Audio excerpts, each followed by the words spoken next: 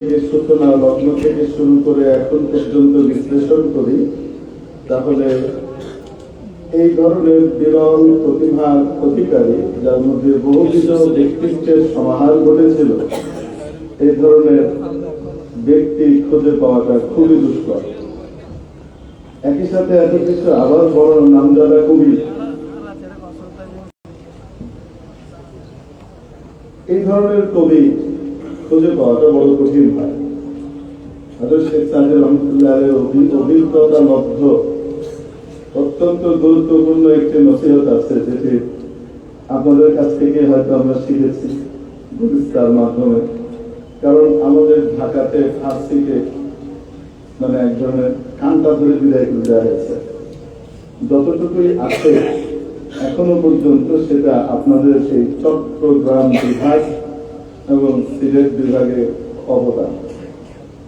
এখনো পর্যন্ত যতটুকু আছে, আমার সৌভাগ্য বলতে হবে যে আল্লাহ রাব্বুল আলামিন আমাকে একদম শৈশবে এমন একজন উস্তাদে মুহতারাম মিলিয়েছিলেন, যে উস্তাদে মুহতারাম ফার্সির ইমাম ছিলেন বলা যেতে পারে। হাফিয়ার হযরত মুফতি সাইফুল ইসলাম সাহেব রহমতুল্লাহ আলাইহি একেবারে খাস শাগির্দ ছিলেন হযরত মাওলানা মুফতি ঈসা সাহেব রহমতুল্লাহ আলাইহি। এবং মাদারীনগর মাদ্রাসা ঢাকার ঐতিহ্যবাহী একটি মাদ্রাসা, যে মাদ্রাসা শেখুল আরব ওয়াল আজম কুতুবুল আলম শেখুল ইসলাম সৈয়দ হুসাইন আহমদ মাদানী রহমতুল্লাহ আলাইহির খাস শাগির্দ এবং খলিফা, প্রথিত যশা আলিম মুসলিহ উম্মত রাহবার মিল্লাত হযরত শেখ ইদরিস সাহেব সন্দীপী রহমতুল্লাহ আলাইহি প্রতিষ্ঠিত মাদ্রাসা। তো হযরত ওখানে ফার্সির গুরুত্ব খুব দিতেন। এখনো পর্যন্ত এই মাদ্রাসাতে ফার্সির গুরুত্ব যথাযথভাবে বহাল আছে। আর সৌভাগ্যক্রমে আমি এই উস্তাদও পেয়ে গিয়েছিলাম, যার কারণে ফার্সির সাথে যে আশনাই এবং মহব্বত তৈরি হয়েছে, সেটা অদ্যাবধি রক্তকণিকার সাথে মিশে আছে, এটা সহজে বের হতে চায় না। তো এটাও বলবো আমি যে আপনাদের কাছে আমি মারমনে মিন্নাত রাখি, আপনাদের কৃতজ্ঞতাই বলতে হবে যে আপনাদের এখান থেকেই গিয়েছে এই জিনিসটা, না হলে হয়তো শেখ সাদিকে ওইভাবে চিনতেও পারতাম না। আর শেখ সাদি রহমতুল্লাহ আলাইহির যে অদ্ভুত অমূল্য নসিহত আছে, মজালে সফলতা নবীহি যে পেশ ববেহুদা গুফতান মবদ কদরে পেশ হারামশ বওদ নেমতে পাদশাহ حرامش بود نعمت پادشاہ کے ہنگام فرصت ندارت نگاہ مجال سخلتا نبی نیز پیش مجال سخلتا نبی نیز پیش ببیہودہ گفتن مبر قدر خیش। এই সময় যখন আপনারা সমবেত হয়েছিলেন, পৃথিবীর অন্যতম একজন দায়ী, গোটা বিশ্বের ভিতরে যিনি বহুল আলোচিত এবং পরিচিত একজন মুখ, হযরত আল্লামা শেখ মুফতি তারেক মাসউদ সাহেব দামাত বারাকাতুহুল আলিয়ার বয়ান আর বক্তব্য শোনার জন্য মন ভরে শুনেছেন। ওখানেই ইতি ঘটার কথা ছিল, চাহিদা এবং ইচ্ছের ইতি ওখানেই ঘটে যাওয়ার কথা ছিল। কিন্তু তারপর যখন তার সারাংশ আর নির্যাস বর্ণনা করবার জন্য আপনাদের সামনে নাম ঘোষণা করা হলো, বাংলাদেশের প্রখ্যাত ইসলামী চিন্তাবিদ এবং বিদগ্ধ আলিমে দ্বীন ইসলামবিদ্যা, বহু ভাষাবিদ, ঐতিহ্যবাহী জামিয়া ইসলামিয়া আর জামিয়াতুল ইসলামিয়া পটিয়ার স্বনামধন্য সাবেক মুহতামিম হযরতুল আল্লাম হযরত মাওলানা মুফতি ওবায়দুল্লাহ হামজা সাহেব দামাত বারাকাতুহুর নাম, তখন আপনাদের উঠি উঠি করতে চাওয়া মনটাও আবার থেমে গেল, বসে গেল যে আচ্ছা ঠিক আছে, হযরত বয়ান করবেন, ওনার বয়ানটা শুনে তারপরে যাই। কারণ পেটের ভিতরে অলরেডি ছোট নাচানাচি করছে, আপনাদের খিদে লেগেছে, চোঁ চোঁ করছে, বোঝাই যাচ্ছে। অনেকে দূর দরাজ থেকে এসেছেন, আবার কোনো কোনো জায়গাতে পরীক্ষা চলছে, আবার পরীক্ষা না হলেও কোনো কোনো জায়গাতে খেয়ালের সময় পার হচ্ছে। এই সবকিছু মিলিয়ে এখান থেকে যত তাড়াতাড়ি আপনারা চলে যেতে পারবেন ততটাই আপনাদের মনে শান্তি হবে, বুঝাই যাচ্ছিল। তারপরে হযরতের দিকে তাকিয়ে আপনারা বসে গিয়েছেন এবং আমি হযরত মাওলানা মুফতি তারিক মাসুদ সাহেব দাওয়াত বারাকাতুহুর বয়ানে দুর্ভাগ্যক্রমে উপস্থিত থাকতে না পারার যে আক্ষেপটা, সেটা খুব অল্প সময়ে উনি আমাকে মনে করেন সেই আক্ষেপটা দূর করে দিয়েছেন এবং আমার কাছে মনে হয়েছে समंदर को कोसे में भर दिया और कोई बात शायद छुटी हुई होगी, शायद ही कोई बात छुटी हुई होगी। কোনো কথা মনে হয় বাদ গেছে বলে মনে হয় না এবং নির্যাস সারাংশ এত অল্প সময়ে এত চমৎকার ভাবে এত সুন্দর ভাবে উনি উপস্থাপন করেছেন।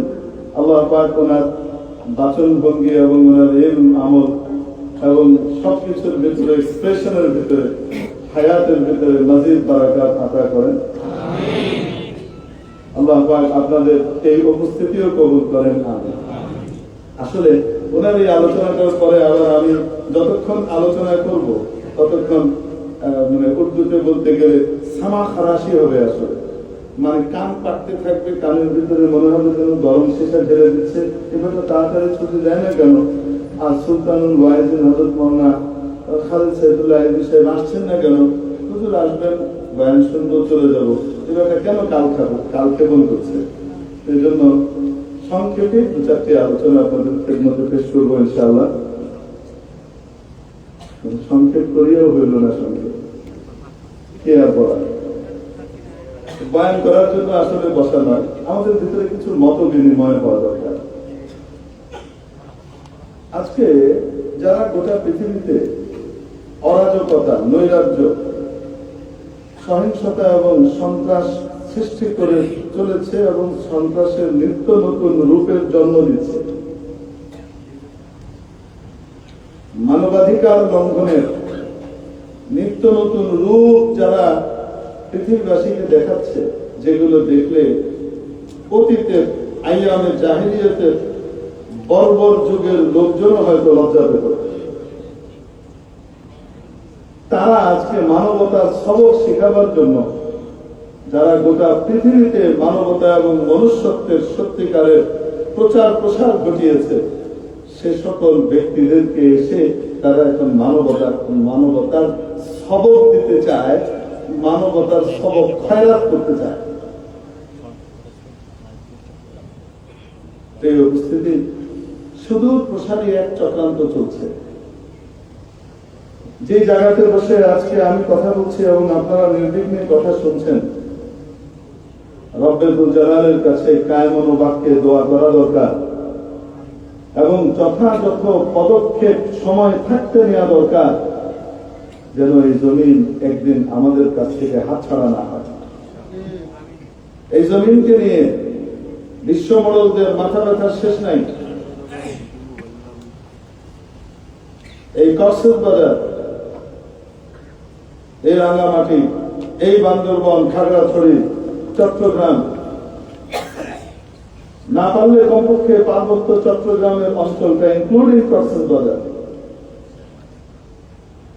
এবং সেন্ট মার্টিন, এটাকে কিভাবে বাংলাদেশ থেকে বিচ্ছিন্ন করে একটি স্বতন্ত্র খ্রিস্ট দেশে পরিণত করা যায়, এটার জন্য চক্রান্ত বহু আগ থেকে চলমান, আজ থেকে নয়।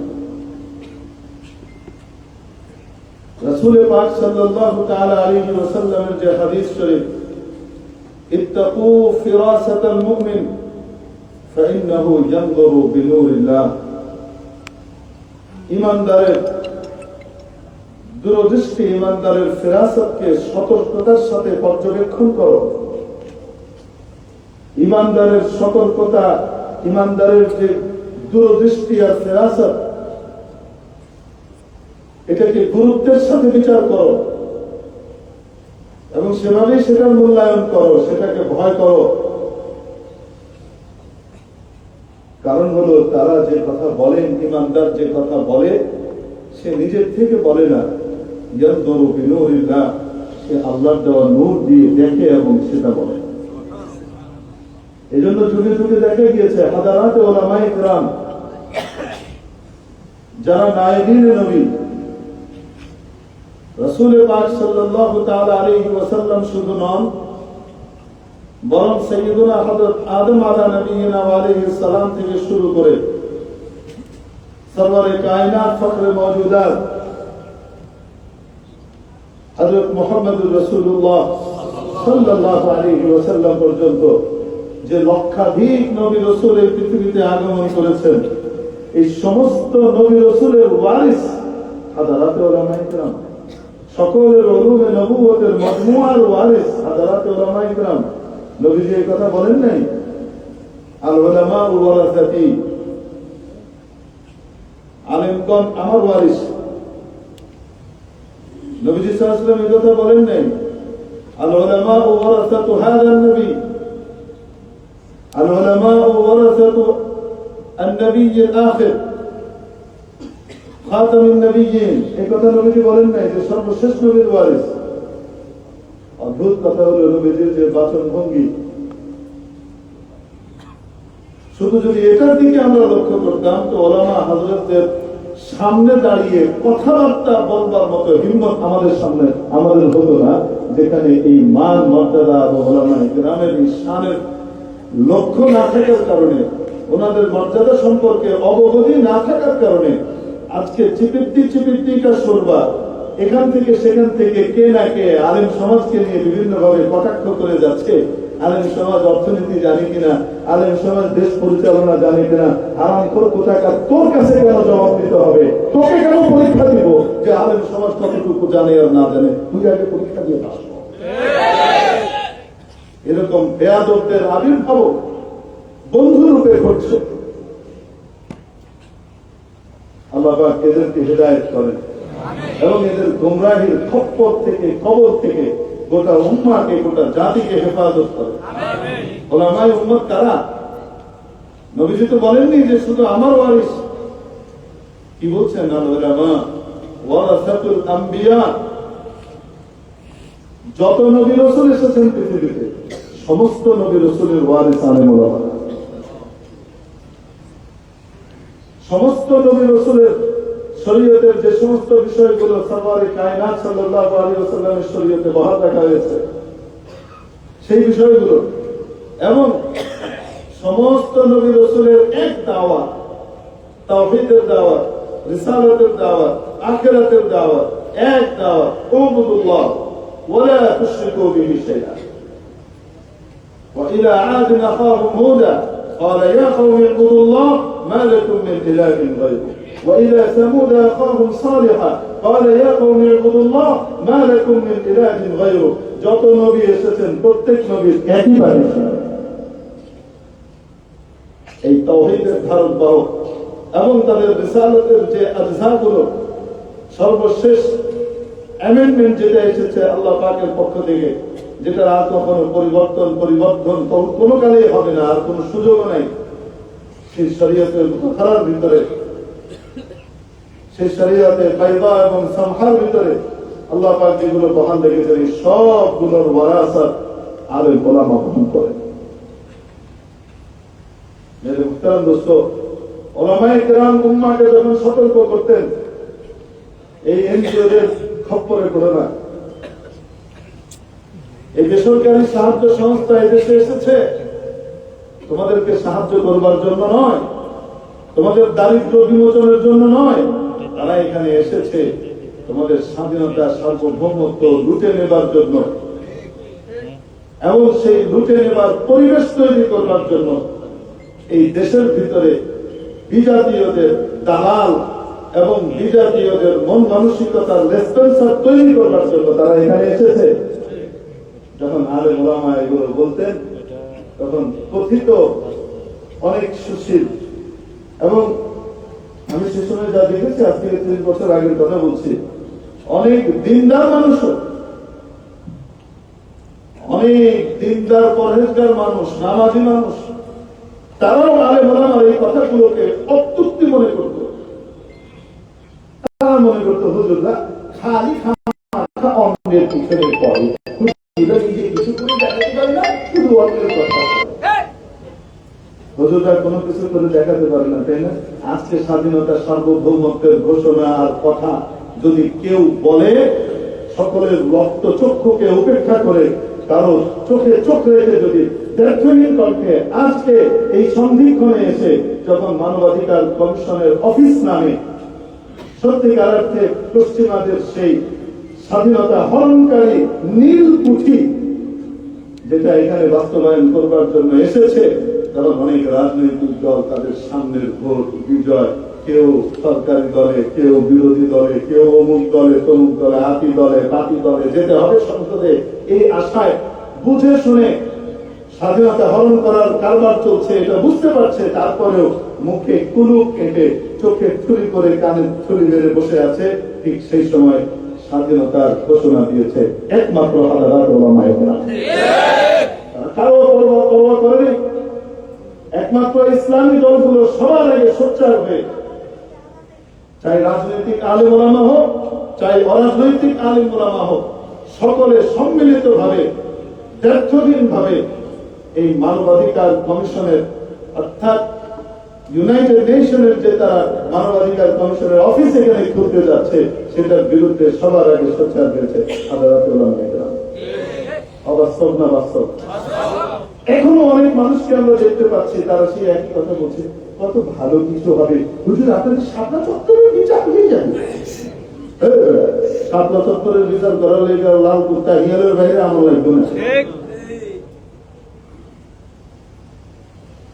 এদেরকেও চলে। শাপলা চত্বরের বিচার কি এদেশের জনতা করতে পারে না? আসতে বলেন। শাপলার গণহত্যার বিচার করবার জন্য কি ওদেরকে লাগবে না? আমার দেশের আইন আছে। আমার দেশে কি জেনোসাইডের বিরুদ্ধে আইন আছে না নাই? গণহত্যার বিরুদ্ধে আইন আমার দেশে আছে না নাই? আমার দেশের আইন অনুযায়ী বিচার হবে। তোমরাই তো সেই যায় যে যায় সেদিন অন্যান্য দলগুলোকে সেখানে আসতে দাও নাই। ওই সময়কার সবচেয়ে বড় বিরোধী দল যারা সেখানে আসতে চেয়েছিল, তাদের সেন্ট্রাল কমান্ড সহ হাই কমান্ড সহ আসতে চেয়েছিল, তোমরাই তো এমবেসি থেকে পশ্চিমারা বাধা দিয়েছিল যে না না ম্যাডাম, ওখানে যাওয়া যাবে না, ওখানে যাওয়া যাবে না, ওখানে গিয়ে পশ্চিমারা কি গেল, ওই এমবেসি থেকে আরো কিন্তু বাধা দিচ্ছে এবং রাতের বেলা জেনোসাইড করবার, গণহত্যা চালাবার ব্ল্যাঙ্ক চেক এবং গ্রিন সিগন্যাল পরিপূর্ণভাবে দিয়েছে তৎকালীন স্বৈরাচারীকে এরাই। ওরা আজকে এসে আমাদেরকে কি করে দিবে? শাপলার গণহত্যার বিচার করে দিবে, তাই না? আপনারা বলবেন হুজুর, চলো ওই যে ওখানে আমাদের অমুক বড় আলেমদের প্রেস ব্রিফিং এর সময় যে বললেন, উনি কি বলেছেন? উনি কি বলেছেন এই কথা যে আমরা ওদেরকে বলেছি যে শাপলার গণহত্যার বিচার? তারা আমাদেরকে আশ্বস্ত করতে চেষ্টা করেছে। আপনি শব্দটা কেউ করে কি বলেছে? ওনারা আমাদেরকে এই ব্যাপারে আশ্বস্ত করতে চেষ্টা করেছে। একবারও কি বলেছে আমরা আশ্বস্ত হয়ে এসেছি? আসতে বলেন না কেন? ভিতরের কথা, টেবিল টপে কত কড়া কড়া কথা হয়েছে না হয়েছে, সেগুলো কি বাইরে সবকিছু সবকিছু সবাইকে বলা যাবে? এককভাবে আমি বলবো আজকে হাজারাত ওলামায়ে কেরামের নেতৃত্ব এতটা ম্যাচিউর, চাইলেই তাদেরকে রাস্তায় নামিয়ে দিয়ে আন্দোলনের পথে একতরফা মাইর খাওয়ানোর ব্যবস্থা করবে কেউ। এই ধান্দা কেউ করলে আজকে সফল হচ্ছে না। বরং হাজারাত ওলামায়ে কেরাম নামছেন সুসংগঠিত ভাবে গোটা জাতিকে একসাথে করে, তারপর নামছেন। হযরত শেখুল হিন্দ মাহমুদ হাসান দেওবন্দি রহমতুল্লাহ আলাইহি, আপনারা জানেন আসিরে মালটা, আসিরানে মালটার দুটি কিতাব আছে, একটি কিতাব আছে মালটার দুই বন্দী, এক হলেন শেখুল হিন্দ হযরত মাহমুদ হাসান দেওবন্দি রহমতুল্লাহ আলাইহি, আরেক শেখুল ইসলাম সৈয়দ হোসেন আহমদ মাদানী রহমতুল্লাহ আলাইহি, উভয়ের সম্পর্কে লেখা। এর আগ থেকেই তো স্বাধীনতা যুদ্ধ চলে আসছে। সেই শহীদ বালাকোট হযরত শহীদ আহমদ শহীদ রহমতুল্লাহ আলাইহি, হযরত শাহ ইসমাইল শহীদ রহমতুল্লাহ আলাইহির কুরবানি থেকে শুরু করে শত বছর ধরে ইংরেজকে এদেশ থেকে বিতাড়নের জন্য আকাবির ওলামায়ে কেরাম মেহনত করেছেন। কিন্তু ছিল শুধু মুসলমানরা একসাথে, ব্যাপকভাবে হিন্দুরা ছিল না। যার কারণে দেখা যেত যত লড়াই হতো দেশপ্রেমিকদের শুধু রক্তই বইত, আর এরা কি করতো না, ওই যে খুফিয়াতান কি করে দিত, সংবাদ পাঠিয়ে দিত, ওখানে জমায়েত হয়েছে, ওখানে জমায়েত হতে যাচ্ছে, আপনারা দেখেন বাস ইংরেজ আগের থেকে রেডি হয়ে এসে অ্যাম্বুশ পেতে ওলামায়ে কেরামকে শহীদ করতো, মুসলমানদেরকে হারিয়ে দিত। হাফেজ শহীদুল হাইন রহমতুল্লাহ আলাইহি উদ্যোগ নিলেন মালটায় যাওয়ার আগেই আঞ্জুমানে সামাতুত তারবিয়াত তৈরি করলেন, যে গোটা দেশের মধ্যে আমার মুরব্বী আকা হযরত কাসিমুল উলুম ওয়াল খায়রাত হযরত ইমাম কাসিম নানবী রাহমাতুল্লাহ আলাইহি, আবু হানিফা ইসানি ইমাম রব্বানি হযরত শাহ রশিদ আহমদ গঙ্গোহী রাহমাতুল্লাহ আলাইহি এবং সৈয়দুত তাইফা কুতুবুল আলম হযরত হাজী ইমদাদুল্লাহ মুহাজির মক্কি রাহমাতুল্লাহ আলাইহি রেখে যাওয়া যে আমানত আছে, এই আন্দোলনকে সামনে নিয়ে আগাতে হবে। এবং সিদ্ধান্ত নিলেন ওনার সাকরিদেরকে সাথে করে নিয়ে, ক্ষণজন্মাসব সাকরিদ এনাদেরকে সাথে করে নিয়ে সিদ্ধান্ত নিলেন, শুধু মুসলমানরা লড়াই করলে আমরা সহস্রাব্দ পার হবে, 1000 বছর পার হবে, আমরা কি করতে পারবো না, বিজয় ছিনিয়ে আনতে পারবো না। আমাদের বিজয় ছিনিয়ে আনতে হলে অবশ্যই এদেশের সংখ্যাগরিষ্ঠ যে লোকগুলো রয়েছে হিন্দুরা, এদেরকে স্বাধীনতার চেতনায় উজ্জীবিত করতে হবে, স্বাধীনতার সংগ্রামে একত্রিত করতে হবে। হাফেজ শহীদুল হিন্দ রহমতুল্লাহ আলাইহির এই পরিকল্পনার প্রেক্ষিতে পরবর্তীতে আপনারা জানেন ব্যাপক হারে হিন্দুদেরকে মুসলমানদের এই সংগ্রামের ভিতরে সম্পৃক্ত করা হলো।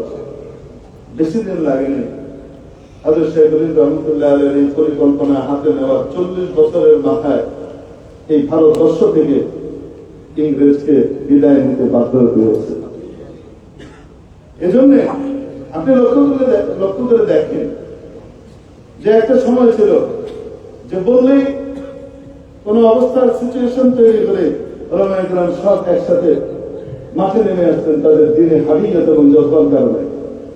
অভিজ্ঞতা আলহামদুলিল্লাহ এখন হাজারাত ওলামায়ে কেরামের কাছে এই পর্যায়ে এসে পৌঁছেছে যে তারা গুরুত্বপূর্ণ বিষয়গুলোতে কেউ উস্কানি দিলেই যে তারা নেমে যান, উস্কানি তো ওরা দেয়, যেন আমরা লাফান মেরে সব রাস্তায় নামি এবং আমরা গণবিচ্ছিন্ন হয়ে যায়, সকলের থেকে আলাদা হয়ে যায়। আদালতে ওলামায়ে কেরাম সিদ্ধান্ত নিলেন, না, এককভাবে নয়, সবগুলাকে নিয়েই ঘোষণা দেওয়া হবে। এই জন্য আন্দোলনে না নেমে এনাদেরকে প্রথমেই আন্দোলনে না নেমে দেশের যত বড় বড় রাজনৈতিক দল আছে এদের দায়িত্বশীলদেরকে একত্রিত করা হয়েছিল কিছুদিন আগে। গোল টেবিল কনফারেন্স হয়েছে, আপনারা দেখেছেন না দেখেন? এই গোল টেবিল কনফারেন্সের সাফল্যটা কি? সাফল্য আমি বলবো আপনাদের সাফল্য, যদি আমি ওই কনফারেন্সের ভিতরে উপস্থিত থাকতে পারিনি, কিন্তু সাফল্য আপনাদের। বড় পুরস্কৃত হয়েছে আমি এই জন্য যে এখানে সমস্ত রাজনৈতিক দলের নেতৃবৃন্দের মুখ থেকে এই স্বীকারোক্তি আদায় করা হয়েছে যে জাতিসংঘের এই কমিশনের অফিস বাংলাদেশে স্থাপনের ব্যাপারে তারা দলগতভাবে সকলেই উদ্বিগ্ন, অর্থাৎ তারাও এটাকে সমর্থন করছে। তার মানে কি, এখন আপনি যখন আন্দোলনে নামবেন, সামনে আলটিমেটাম দিবেন, এই আলটিমেটামে আপনি একা না গোটা জাতি, তো গোটা জাতিকে সম্পৃক্ত করে যে আন্দোলন হয়, সেই আন্দোলনের সামনে 16 বছরের মহিলা ফেরাউন টিকতে পারে না। কোথাকার উড়ে আইসা জুড়ে বসা একজন তাদের সালমানকে দিয়ে আমরাই আনছি, এখন আসার পরে যদি মনে করে যে এটাকে ইউরোপ আমেরিকার ভাগাড়ে পরিণত করবে, তাহলে এটাকে বিদায় করতে ইনশাআল্লাহ তাআলা 2 মিনিট লাগবে না। ইনশাআল্লাহ তাআলা বিইজনিল্লাহি তাআলা। কার নুসরতে? আল্লাহর নুসরতে। আমরা কিছু করবো না, কে করবেন? আল্লাহ করবেন। আমরা শুধু শারায়েত পুরা করলেই হবে।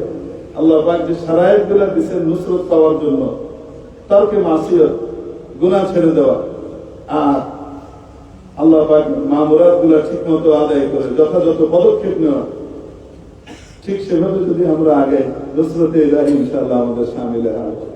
আর যদি তর্কে মাসিয়ত না হয় আর গুনাহ না ছাড়ে, তাহলে যত কিছুই করি না কেন, যত বড় দলই গঠন করি না কেন, আল্লাহ পাকের নুসরত বড় দূরে থাকে। এই জন্য মেরে মুহতারাম দোস্ত, মুআদ্দাবানা গুজারিশ আপনাদের খেদমতে থাকবে। মোবাইলের যে অপব্যবহার আজকে সারা পৃথিবীতে চলছে, এই অপব্যবহারের কবলে আজকে আমাদের সোনার বাবুদেরকেও শামিল করে ফেলা হচ্ছে। এটার অপব্যবহার থেকে প্রযুক্তি ব্যবহার করতে হবে, কিন্তু প্রযুক্তির ক্ষতিকর দিক থেকে অবশ্যই আমাদেরকে মাহফুজ থাকতে হবে। যখন টেলিভিশনের কথা বলা হতো, আমাদের হাজারাতে ওলামায়ে কেরাম কঠিন ভাবে এটা মাফাসিদ এবং মাদারাত গুলার সামনে এনে ওয়া ইসমুহুমা আকবারু মিন নাফঈহিমা, এই উসুলের ভিত্তিতে টেলিভিশন একটা যোগাযোগ মাধ্যম হিসেবেই আবির্ভূত হয়েছিল, কিন্তু সেটার ইনকার কি ওলামায়ে কেরাম করেন নাই? আজও পর্যন্ত টেলিভিশনের ব্যাপারে সেই ফতোয়ায় কোনো পরিবর্তন এসেছে না? এখনো তাই আছে, এখনো তাই আছে। যে সমস্ত কারণগুলো আছে, যেমন অনেকে এসে বলতো, আমার এখনো পরিষ্কার মনে পড়ে, বাংলাদেশের এক বুজুর্গের সামনে এক ভদ্রলোক পশ্চিমের দেশ থেকে আসা, ওখানকার প্রবাসী, উনি খুব আধুনিক মুসলমান আর কি, মানে আমরা তো আসলে ব্যাক ডেটেড, আমাদেরকে যেটা বলে যেটা হলো ব্যাক ডেটেড, এর খালি আমাদেরকে পেছনে টেনে নিয়ে যেতে চায়, আমাদের খালি আগে যেতে হবে, আগে যেতে হবে। এই জিনিসটা বুঝে না, আগে যাওয়ার জন্য যে গতি দরকার, সেই গতিটা সঞ্চার হয় পিছন থেকে। বলবো আপনাদের বলা ঠিক হবে কিনা, কারণ ছোটবেলায় আমরা ফুটবল খুব খেলতাম, আসলে ক্রিকেট ছিল না আমাদের ছোটবেলায়। আমরা ওই ফুটবল খেলা আছে না, এটা খুব খেলতাম, খেলতে না পারি, দেখতে আমার খুব ভালো লাগতো যে একটা বাতাসের চামড়া ভরা বাতাসে নিয়ে কিভাবে মজা করে সমস্ত মানুষ পাগল হয়ে যাচ্ছে একসাথে। খেলার ভিতরে দেখবেন এখনো তো সেই খেলা আছে না, তো যখন পেনাল্টি শট নেয় স্ট্রাইকার অথবা ফ্রি কিক নেয় স্ট্রাইকার, যখন গোল মুখে কি করতে চায়, কিক করতে চায়, গোল করবে, এই উদ্দেশ্যে গোল পোস্টের কাছাকাছি জায়গা থেকে, মারমার কাছাকাছি জায়গা থেকে কি করতে চায়, যখন গোল করতে চায়, তখন বলটা যেখানে রাখে ওইখানে দাঁড়িয়ে তো স্ট্রাইকার একটা লাথি মারে। কি বলে, বলটা যেখানে রাখা আছে ওখানে রেখেই তো স্ট্রাইকার বা খেলোয়াড় একটা লাথি মারে, তাই না? কি করে,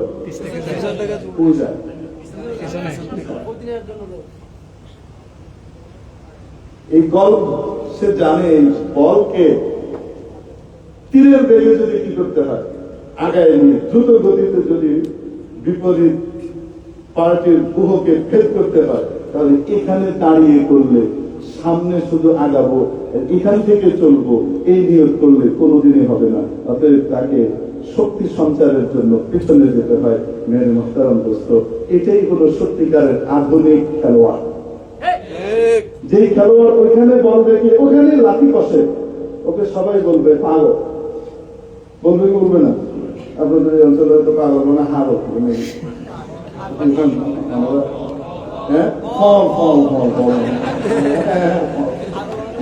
আমি বলি চট্টগ্রামের ভাষা, এটা হলো একটা বলকতি ভাষা, হাকিকতে বলকতি ভাষা। কেন জানেন, আমি এক জায়গায় এইসব বক্তব্যে আমি এই কথা বলেছিলাম, উদাহরণস্বরূপই বলেছিলাম যে দেখেন, কাউকে যদি অন্যান্য ভাষাতে, আমাদের বাংলা ভাষার অন্যান্য যে বচনগুলো রয়েছে, আঞ্চলিক যে টান রয়েছে, সেগুলোর মধ্যে কথাবার্তা বলতে হলে একটা মনোভাব আদায় করবার জন্য, মাহফিল জমিরকে আদায় করবার জন্য যেই সময় ব্যয় করতে হয়, চিটাগাঙে তার 3 ভাগের 1 ভাগ সময়ে সেই মাহফিল জমির আদায় হয়। তার মানে তার হাতে 3 ভাগের আরো 2 ভাগ, অর্থাৎ 66% সময় তার বেঁচে গেছে। ওই সময়ের ভিতরে সে আরো কত মাহফিল জমি আদায় করতে পারবে? সেই ভাষাটা বরকতময়। যেমন আমরা ঢাকায় বা অন্য কোথাও যদি কেউ কাউকে বলতে চায়, আরে এগুলা পাগল ছাগলের কারবার, এগুলা কিসের কারবার? পাগল ছাগল, এটা পাগল ছাগল।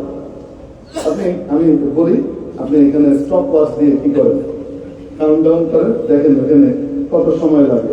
পাগল ছাগল। আর আপনার কক্সবাজার চিটাগাঙে এই পাগল ছাগল বলতে বলতে 3 বার ধন্য সঠিক করে এটা বড় কঠিন ভাষা, এবং এই ভাষার ভিতরে, এই ভাষার স্ট্রাকচারের ভিতরে, মানে ব্যাকরণিক সিস্টেমের ভিতরে আরবি ভাষার সাথে অদ্ভুত এক মিল আছে। সারা বাংলাদেশের সবগুলোতে ভাষায় যেখানেই যাবেন আপনি দেখবেন ফেলের ভিতরে হরফে নফি পরে আছে। হ্যাঁ, খাবো না, যাবো না, করবো না, তাই না? হরফে নফি কোথায় আসতেছে? আর আরবিতে হরফে নফি কোথায় আছে? শুরুতে আছে। লা আফআল ওয়ালা আকুল ওয়ালা আতনাওয়াল ওয়ালা আমশি। হ্যাঁ, হরফে নফি কোথায় আছে? এই আমার গোটা বাংলাদেশের ভিতরে আমাদের সকলের বাণিজ্য রক্ষা করে দিচ্ছে এই চট্টগ্রামবাসীরা। তারা এই আরবি স্টাইলে কথা বলে নহজুম, নহনুম, নহজুম, নহজুম, হনুমানা।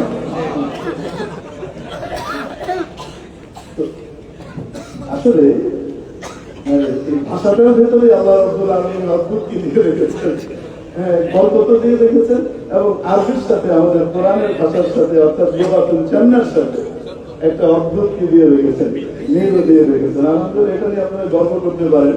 যদিও কলকাতার একজন বড় সাহিত্যিক এবং বড় সাংবাদিক ছিলেন, তো উনি কটাক্ষ করে একটা কথা বলেছেন যে বাংলা ভাষা আহত হয়েছে গিয়ে সিলেটে এবং নিহত হয়েছে গিয়ে চট্টগ্রামে।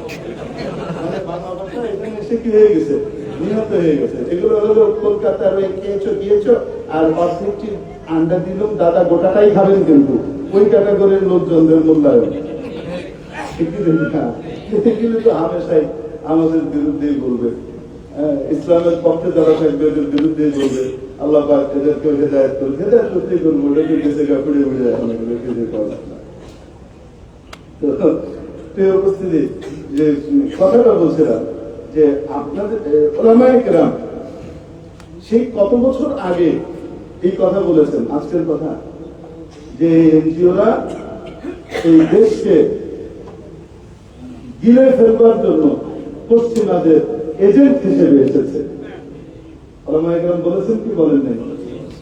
ওলামায়ে কেরাম কি কথা বলেন নাই যে এরা নারী অধিকারের নামে সত্যিকারের নারীর অধিকারকে ভুলুণ্ঠিত করবার জন্য এসেছে। এরা নারীকে তাদের সম্মানের জায়গা থেকে বের করে অপমানের এবং অপদস্থের জায়গা পর্যন্ত নিয়ে যাওয়ার জন্য এসেছে। এই কথাকে হাজারাত ওলামায়ে কেরাম 30 বছর আগে বলেছিলেন। অনেকে ওই সময় কি বলেছে, হুজুররা খালি কি করে পিছনে টানে, হুজুররা খালি পিছনে টানে। তা আমি আপনাদেরকে উদাহরণ দিচ্ছিলাম যে পিছনে যাওয়া এটাই হলো সত্যিকারের আধুনিকতা। যে খেলোয়াড় গোল করার জন্য জায়গায় দাঁড়িয়ে বলকে জায়গায় রেখে জায়গায় দাঁড়িয়ে কিক করে তাকে সবাই বলে ফালতু। আধুনিক খেলোয়াড় কাকে বলা হয়?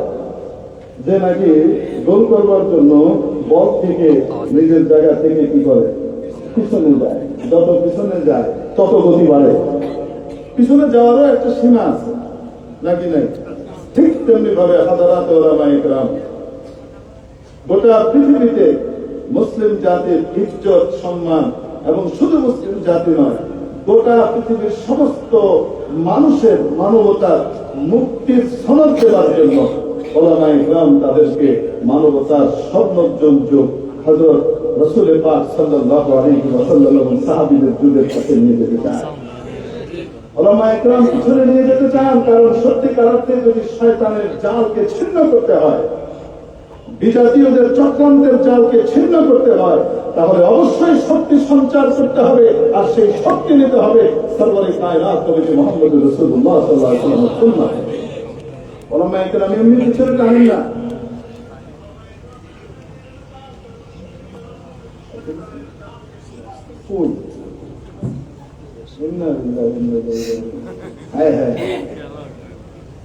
যাই হোক, প্রিয় উপস্থিতি, তো বলছিলাম ওলামায়ে কেরাম যে পিছনে টানেন, কেন টানেন?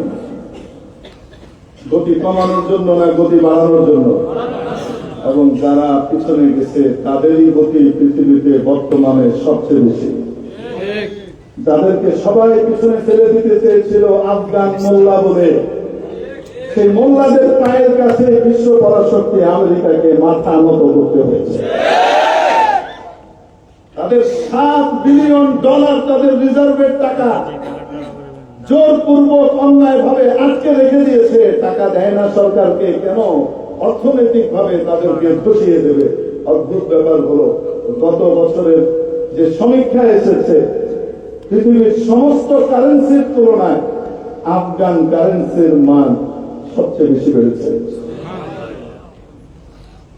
পিছনে গেলে যে গতি বাড়ে, এটা আফগানেরা, তালেবান আমাদেরকে দেখিয়ে দিয়েছে না, দেয়নি? এই তালেবানকে, এই মানবতার বন্ধুদেরকে মানবতার শত্রু হিসেবে চিহ্নিত করবার জন্য বয়ে বলছিল তাদের যে সিস্টেম, সেটা দিয়ে তারা গোটা পৃথিবীতে এদেরকে কি বানিয়েছে? সন্ত্রাসী বানিয়েছে। এতদিন বলেছে সন্ত্রাসী, তারপর গিয়ে কাতারে এসে বলছে যে না, এরা যোদ্ধা। তালেবান কি যোদ্ধা? এই সহস্রেতা দেওয়া, কয়েকদিন পর পর সহস্রেতা দেওয়া, এটা হইল এই সমস্ত শয়তানদের একটা পুরনো সিস্টেম। এই এরাই শুধু এক ইরাকের কথা বলি, এক ইরাকে 25 লক্ষ শিশুকে হত্যা করেছে এই আমেরিকা, এই পশ্চিমারা। এত সুন্দর এক দেশ, ইরাকের মতো সাজানো গুছানো সুন্দর দেশ পৃথিবীতে বড় কম, সেই দেশটাকে একটা ধ্বংসস্তূপে পরিণত করে দিয়েছে। শুধু শিশু হত্যা করেছে কত লক্ষ? 25 লক্ষ। কি অজুহাত? ইরাকের কাছে, সাদ্দাম হুসাইনের কাছে রাসায়নিক মারণাস্ত্র আছে, এটার কবল থেকে বিশ্ববাসীকে বাঁচাতে হবে, তাই আমরা যুদ্ধ করছি। ইরাক বলল, তোমাদের অস্ত্র পর্যবেক্ষক দলকে পাঠাও, এসে তারা দেখে যাক আমার কাছে কি আছে না আছে, আমি সব দেখাবো, দেখো। তারা আসলো, এসে ঘুরে দেখে গেল, কিছুই পেল না। তারপরে বলল না আছে। অতএব এটার উপরে লড়াই করলো। লড়াই কি? একতরফা জুলুম আর নির্যাতন করে যুদ্ধ চাপিয়ে দিয়ে 25 লক্ষ শিশুকে হত্যা করেছে। অ্যাডোলেসেন্ট এবং অ্যাডাল্ট মানুষ, বড় মানুষ যারা সাবালক সাবালিকা, তাদের কথা বাদই দিলাম।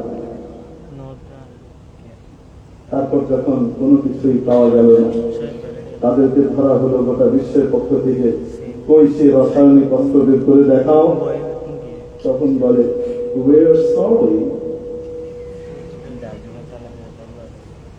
সরি, আমরা দুঃখিত, আমাদের কাছে ইনফরমেশনটা ঠিক ছিল, ভুল ইনফরমেশন ছিল।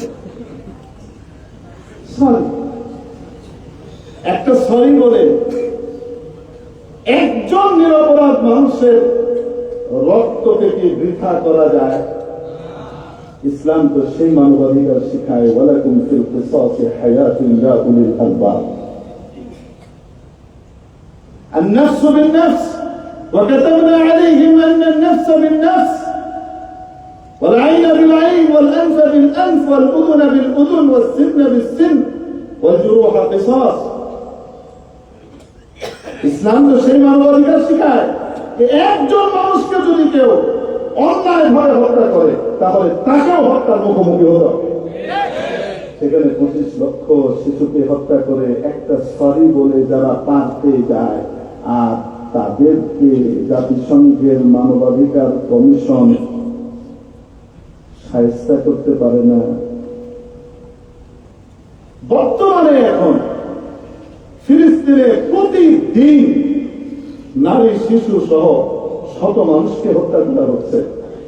খাদ্য বন্ধ করে দিয়ে, পানি বন্ধ করে দিয়ে, গত পরশু দিনের রিপোর্ট, গত পরশু দিনের আগের দিনে, পরশু দিনের একটা আন্তর্জাতিক গণমাধ্যমের রিপোর্ট, যে পানি না দিয়ে শুকিয়ে ডিহাইড্রেশনের শিকার করে ওখানকার বাচ্চাদেরকে খুব পিপাসায় কাতর করে তিলে তিলে মেরে ফেলা হচ্ছে। প্রতিদিন ডজনের উপর বাচ্চাকে হত্যা করা হচ্ছে। এইভাবে খাবার আনতে গেলে সেখানে গুলি করে নির্বিচারে মানুষ হত্যা করা হচ্ছে। এবং এই হত্যাকাণ্ডের বিরুদ্ধে ওখানেই অবস্থিত মানবাধিকার কমিশনের অফিস রয়েছে ফিলিস্তিনে, সেই অফিস একটা নিন্দা পর্যন্ত জানাইতে পারে না। এই টাইপের অথর্ব নপুংস, এই টাইপের কোন মানবাধিকার সংস্থার অফিস আমার বাংলাদেশে ইনশাআল্লাহ হতে দেওয়া হবে। যতদিন পর্যন্ত ফিলিস্তিনের জুলুমের বিচার তোমরা করে না দেখাতে পারবে, ইরাকের হত্যাকাণ্ডের জুলুমের বিচার না করে দেখাতে পারবে, যতদিন পর্যন্ত এই ইউনাইটেড নেশন আমাদের এখানকার রোহিঙ্গা ভাইদের তাদের উপরে পরিচালিত নির্যাতনের বিচার করে না দেখাতে পারবে, যতদিন পর্যন্ত সিরিয়ার ইয়েমেনের হত্যাকাণ্ডের বিচার করে না দেখাতে পারবে, ততদিন পর্যন্ত ইউনাইটেড নেশনের মানবাধিকার কমিশনের কোন অফিস আমার স্বাধীন বাংলায় ঢুকতে দেওয়া হবে না। প্রিয় উপস্থিতি, আজ নয়, 1991-92 সালে একবার হযরত সৈয়দ আসাদ মাদানী রহমতুল্লাহ আলাইহি বাংলাদেশে এসেছিলেন হিদায়াত মিল্লাত। তখন তিনি ছিলেন ওখানকার রাজ্যসভার মেম্বার। উচ্চ পরিষদের উচ্চ কক্ষের সদস্য থাকার কারণে অনেক কনফিডেন্সিয়াল তথ্য তাদের কাছে থাকে। উনি বাংলাদেশের ওলামায়ে কেরামকে ডেকে আসার পরে খাস মজলিসে বলেছিলেন, আমি সেই অভিজ্ঞতাটা, সেই হযরতের মাকুলাটা আপনাদের সামনে শেয়ার করি। হযরত বলেছিলেন, আপনারা আপনাদের বাংলাদেশের, আপনারা আমাদের ইন্ডিয়ার দিকে তাকানোর দরকার নেই, আমাদের মানবাধিকার আপনাদের রক্ষা করার দরকার নেই, আপনারা আপনাদের বাংলাদেশটাকে বাঁচান। আমার কাছে কনফিডেন্সিয়াল তথ্য রয়েছে, আপনাদের পার্বত্য চট্টগ্রামকে বিচ্ছিন্ন করে আরো কিছু অঞ্চল অন্য জায়গা থেকে সংযুক্ত করে আগামী 50 বছরের ভিতরে একটি খ্রিস্ট রাজ্য তৈরি করা হবে। আপনাদের পার্বত্য অঞ্চল কেটে ফেলা হবে। অতএব আপনারা সম্মিলিতভাবে ওই অঞ্চলের দিকে দৃষ্টি দেন, আপনার দেশের অখণ্ডতা এবং স্বাধীনতা সার্বভৌমত্ব রক্ষার দিকে দৃষ্টি দেন। হযরত তখন বলে গিয়েছিলেন, আজকে আমরা দেখতে পাচ্ছি বাংলাদেশ সেনাবাহিনীর অবস্থান বাংলাদেশের সর্বত্র বিদ্যমান। যশোরে ক্যান্টনমেন্ট নাই, বলেন না কেন? সেনা ক্যাম্প নাই, সিলেটে ক্যান্টনমেন্ট নাই, রাজশাহীতে ক্যান্টনমেন্ট নাই, বগুড়ায় ক্যান্টনমেন্ট নাই। আমাদের ঢাকাতে এত বিশাল ক্যান্টনমেন্ট থাকা সত্ত্বেও ঢাকার ঠিক উপকণ্ঠে 9 ডিভিশন, এই যে আমাদের সাভারে ক্যান্টনমেন্ট নাই। কোনদিন দেখেছেন বাংলাদেশের কেউ বলেছে আমরা সেনাদের এই উপস্থিতি এখানে চাই না? বলেছে? পার্বত্য চট্টগ্রাম বাংলাদেশের অংশ হওয়া সত্ত্বেও কেন এখান থেকে এই দাবি করা হয় যে এখানে কোন সেনা ক্যাম্প থাকতে দেওয়া হবে না, সেনা ক্যাম্প প্রত্যাহার করা হোক? এই কথার দাবিটা কেন করা হয়? ওই যে এনজিওদের মেহনত এসে তিলে তিলে তৈরি করে আজকে এমন এক জায়গায় নিয়ে গেছে, এখন এনারা খ্রিস্ট রাজ্য তৈরি করার পক্ষে হাঁটছে। আর সেটার জন্যই এই মানবাধিকার কমিশনের অফিস বাংলাদেশে হওয়াটা অতীব গুরুত্বপূর্ণ হয়ে গেছে আমেরিকার কাছে। এটা রুখে দেওয়ার জন্য যা যা করা দরকার, ওলামায়ে কেরাম আপসে একে অপরকে কাদা ছোড়াছড়ি করেন না। আল্লাহর কাছে, আল্লাহর দোহাই দিয়ে বলছি, যে যেই দল করেন না কেন, যে যেই মত করেন না কেন, একটা জায়গাতে এসে কিছু ইস্যুতে গোটা জাতি ঐক্যবদ্ধ হতে হয়। এটা কাফেররা বুঝে। যে যে দলই করি না কেন, এই মুহূর্তে যে কোনো দল যদি জাতিসংঘ কমিশনের স্থাপনের বিরুদ্ধে অবতীর্ণ হয়, সেখানে আমরা সকলে ওই ব্যাপারে সম্মিলিতভাবে একমত থাকতে রাজি আছি তো ইনশাআল্লাহ? নাকি অমুকের পকেটে চলে গেছে, তমুকের দালাল হয়ে গেছে, এই হয়ে গেছে, সেই হয়ে গেছে, এই জাতীয় কথাবার্তা নিজেদের ভিতরে অনৈক্য সৃষ্টির কারণ হবে। আল্লাহ পাক আমাদেরকে হেফাজত করেন। আসলে যে আলোচনা করতে চেয়েছিলাম আপনাদের উপস্থিতি দিয়েছে এবং বড়দের উপস্থিতি দিয়ে সব ভুলে গেছি, কিছুই মনে নেই। তাও যতটুকু মনে চলেছিল, আবার পিছনে সুলতান সাহেব হাজির হয়ে ওগুলোকে আরো তার যদি ঘুরায় চলে গেছে। এই জন্য এখন ইনশাআল্লাহ তাআলা সুলতানুল ওয়াইজে হযরত আব্বাস, হযরত মাওলানা শেখ খালেদ সাইফুল্লাহ আইয়ুবী সাহেব দামাত বারাকাতুহুম আপনাদের সামনে গুরুত্বপূর্ণ আলোচনা করবেন। আমি হযরতকে দাওয়াত দিচ্ছি, হযরত তাশরীফ আনবেন এবং গুরুত্বপূর্ণ আলোচনা দ্বারা আমাদের সকলকে যেন উনি মুগ্ধ করেন। জাযাকাল্লাহ।